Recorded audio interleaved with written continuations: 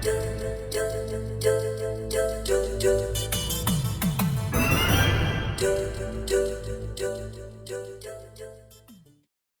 everybody, welcome back to Video Game Esoteric and our continuing series, The Translation Theater, where I take a look at some of my favorite fan translations of all time.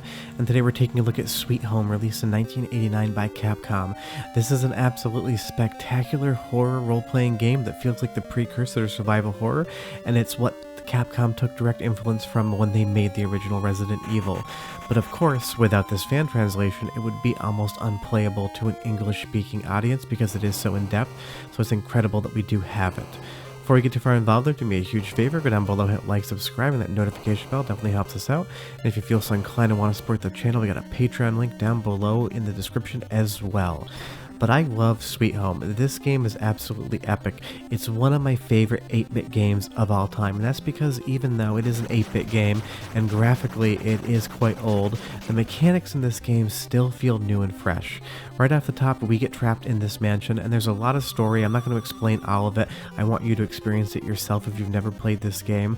But what I love so much about Sweet Home is the party system and resource management, because you can have 3 characters moving with you at once. But you'll see here, there's broken glass, and the only way we can get past that is if we vacuum it up. You'll see one of our 3 party members has that vacuum, and it'll allow us to move forward into the game. There's areas where you need certain characters, and you can't bring them with you all at once. And there's some instances where you need to separate to be able to do something in 2 different locations. So the amount of brain space that's required to navigate the world of Sweet Home is quite large, but that's what makes the game so incredible. You're always thinking ahead, you're always planning on what items you need, what items you may need to use, and you can either make the game easier on yourself by getting lucky unless you're using a walkthrough, or you can make it much harder on yourself if you have the character you need halfway across the map in a different part of the mansion when you have a locked door or something to vacuum up or something to burn in front of you. Because you'll see each character has their own special item, and all 5 of those items are going to be required in different spots to progress in the game.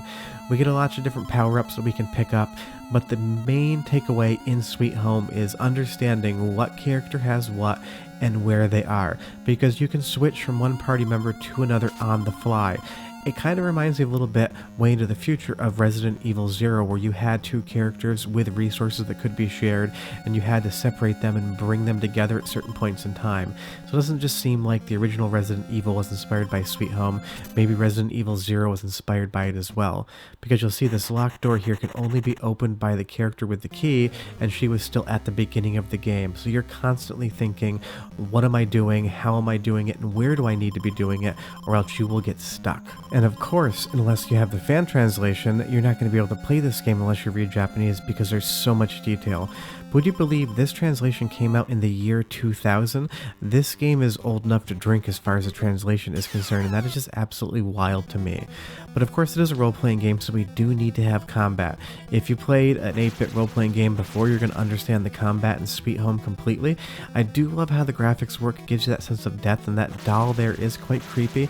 This game can be relatively scary for an 8-bit game. They use the graphics to their advantage, and everything looks and sounds really like a horror game, so that's not just the thing. It's not just an incredible game from a gameplay perspective, but graphically it's one of the better Nintendo games I've ever played. You'll see here that we need to burn a rope with the lighter, and we need to have the right character with us, because earlier we saw a chasm. We couldn't cross the hallway in the main hall because the floor was broken out, but now we've found these panels of wood, and we're going to have to bring them back there and lay them out. Wood is going to be so important in this game to be able to navigate the world, because you'll see here we can create bridges, and then once we cross them we can pick that wood back up as well. So you really need to be worried about what you have in your inventory, because it is not an unlimited inventory. There's going to be times when you can't carry everything you need at once, and you're going to have to think to yourself, what do I have, where do I have it, how do I need to use it? But you'll see here one of the frescoes we need to take a photo of gives us a little bit of the story, and what story here is really good. This is based off a Japanese movie of the same name. It does take some liberties with the story, but as good as this game looks and plays, it also has a great 8-bit soundtrack. So go ahead and listen for like 45 seconds, and I'll come back and tell you more about why Sweet Home's a game you need to play. But enjoy.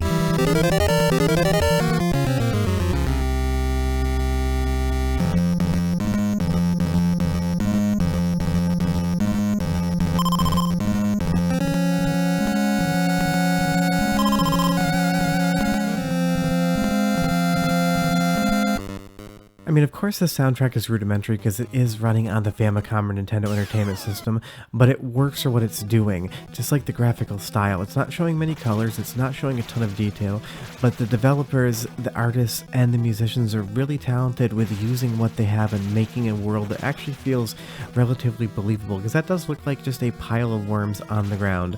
And of course, because this is a role-playing game, you're not just attacking enemies and they're not just attacking you. Of course, we have defeated the worms, but they have poisoned us, so now every movement we make, we're going to take damage. And every once in a while, there's a random event, kind of like a QuickTime event. The chandelier is falling and we need to choose a direction to dive.